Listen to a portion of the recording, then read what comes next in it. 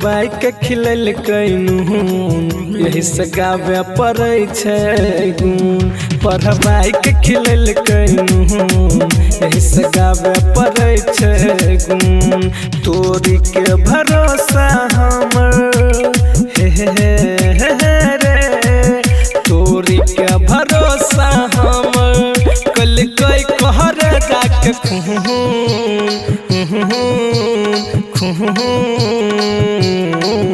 पढ़बाई के खिलल कैनून यही से गावे पड़ै ओकर गुण। पढ़बाई के खिलल कैनून यही से गावे पड़ै छै गुण। पढ़बाई के खिलल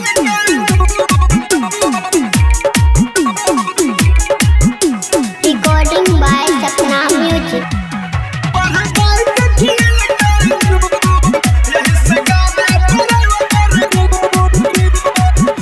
जिंदगी के बगिया में अगिया हमारा लगाई के खुश छे पगली सुन हमारा भुलाई के हमारा भुलाई के। जिंदगी के बगिया में अगिया हमारा लगाई के खुश छे सुन पगली हमारा भुलाई के।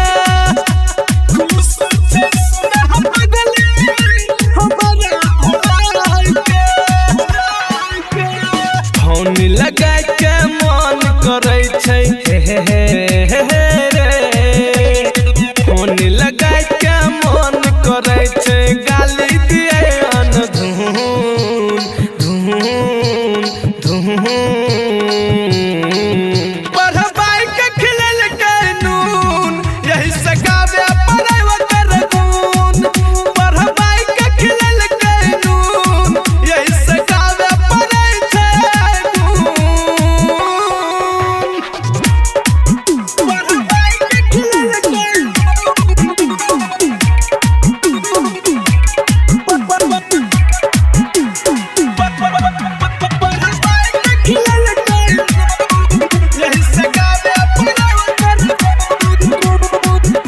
राइटर रंजित कोनो उपाय बताई दे पगली के याद हमारा दिल से मिटाई दे।